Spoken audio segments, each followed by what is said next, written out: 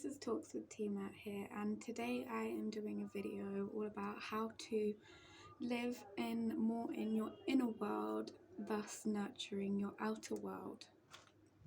So I thought I would make this video today to talk about why it is that you will want to live in your inner world, to really speak about why it is that I nurture my inner world and what it is really that you can do to kind of ignore everybody else around you and to nurture your own inner world, for the sake of especially people who are highly empathetic, for the sake of restoring your own inner balance, peace and clarity. Now this is something I do a lot naturally as a mediator type personality. It's probably one of my worst habits, is that I often will go into my inner world and start to nurture my own inner garden, and for a lot of people around me this is quite frustrating, to be honest. So I thought I would make a video about how to use it for your advantage, because I actually use it for my advantage a lot of the time, and I use it to kind of make sure that I am staying as healthy and happy as possible, because it is actually a trauma technique to dissociate when you are in need of finding more inner balance, finding more clarity. You dissociate to think about the possible outcomes of situations when in fight or flight, so that you can think of what the best possible outcome of the situation is and what the best possible route you can take to get towards that outcome. So that's a little bit about why it is that you might want to do it, and with that being said, I'm going to go into some situations where you may find yourself doing it naturally, or where you may want to start to do it. So for example, if you are finding that you are being caught up in a lot of low vibrational egoic arguments, when you find that you are being caught up in a lot of conflict with others around you, if you find that you are the target of a lot of spiritual attacks, you might want to go inside to really work out who it is that is attacking you, to really help clear your intuition so that you can know exactly where these attacks are coming from, to know exactly what people are doing in their communication techniques and styles.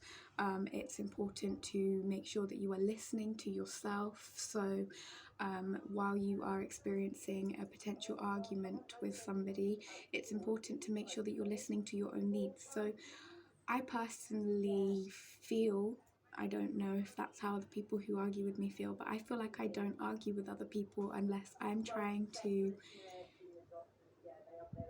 either resolve conflict or assert some kind of needs that I need to be met, and those people are not the right people to meet my needs. So they say, hey, I don't agree with those needs being met because of this and that and this. So we have a difference of egoic not appearance, we have a difference of egoic backgrounds, so we don't meet eye to eye and we clash, which basically, if you go into your inner world, you can then think about things from an unconditional love perspective, and you can think of why this other person may be having that point of view, but also you can think of how to give yourself the most love and the most energy that you possibly can. So you can withdraw from the situation to really give yourself that inner nurturing and the inner healing and the space you need to think, because sometimes when you have spiritual attacks coming in left, right and center, people expect you to just stick up for yourself. When you're having, so say for example, you've got lots of different people attacking you all at once, and people expect you to come out with an answer and a realistic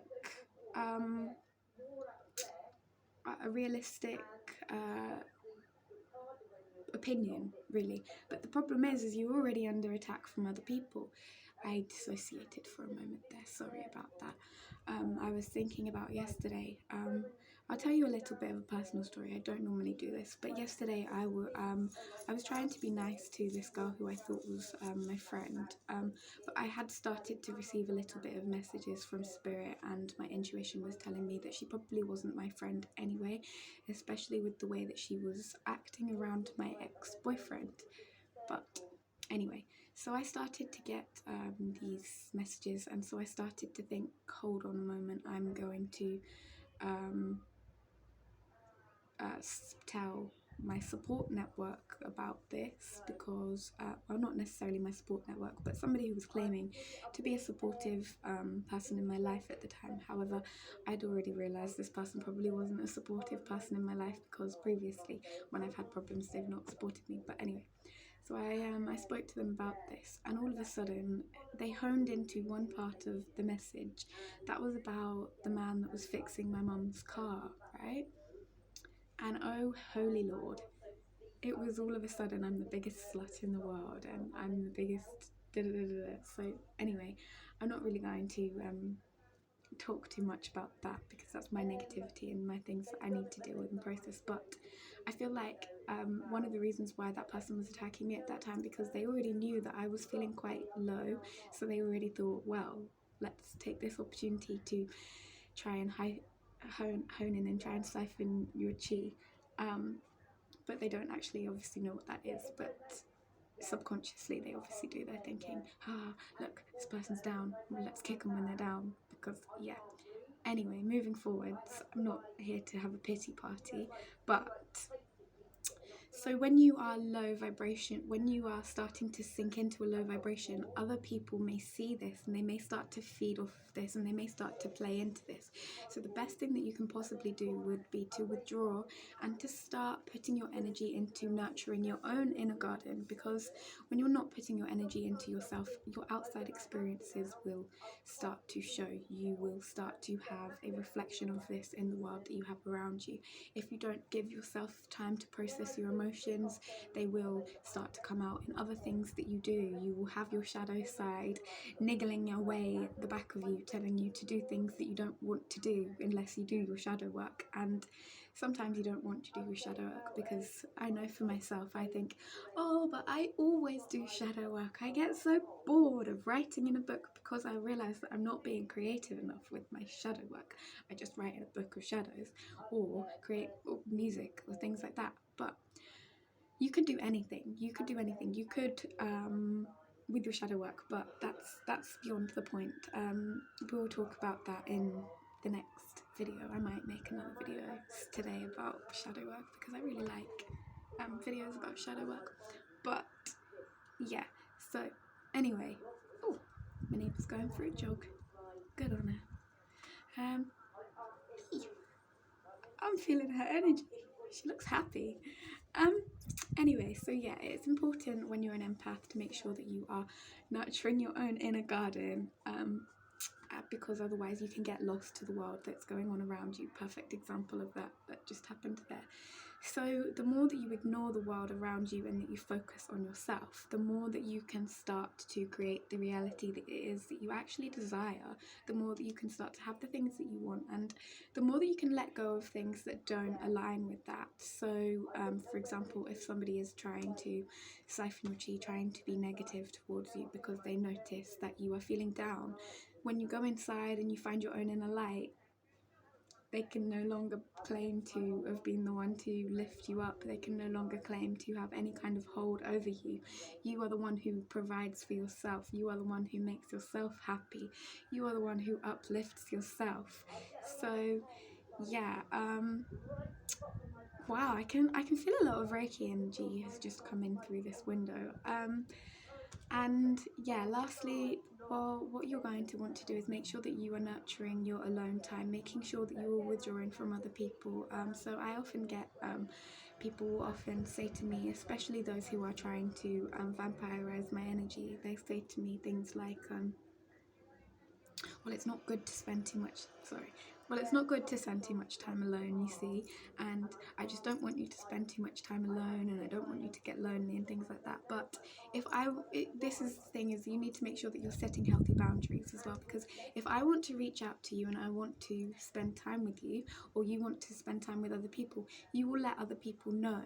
If other people are saying that it is best for you, or it's best for you to be around other people so that you don't get isolated, that's not the truth, because you know what is best for you. If you need alone time, if you need time for yourself, you need that time. And if other people aren't listening to you, just just try your hardest to block them out. So this may be really hard for you when you first try it out, but one of the things that I do to ignore other people and to go into my inner world is just to stare blankly forwards, to make as little eye contact as possible, to make as little conflict as possible, to make myself as small as possible as well, because I just try to just be invisible to that person so that they will lose interest in me, because I've lost interest in the situation and the altercation myself. So I think it's best if to avoid, so it's kind of a conflict avoidance thing is one of the main reasons why I will do it. If people are trying to argue with me when I'm just trying to get on with my life, I will just kind of zone off and stare. And apparently this is a manipulation technique, but to be honest, if you have to manipulate other people just to find your own peace and your own balance, then so be it, because I'm a Taurus, I'm an Aquarius moon sign. I don't do fucking long drawn out arguments and conflict, to be honest. I am more of the type of person that would be rather just go and have a bath and cry to myself and just have a little cry and a snack on some food. I don't want to shout, I don't want to argue, although yeah, but anyway, so I feel like that was all that I was going to say today, to be honest with you.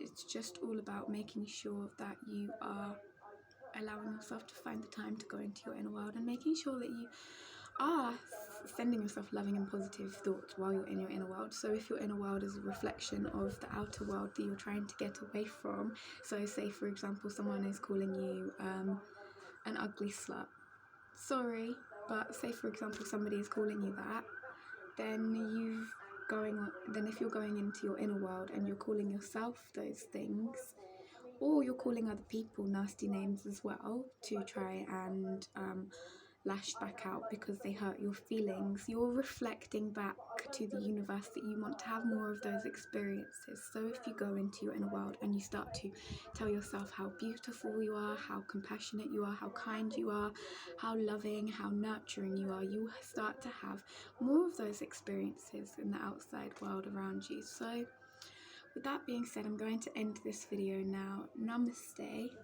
and I hope that this will help you find some inner balance. See you soon. Bye.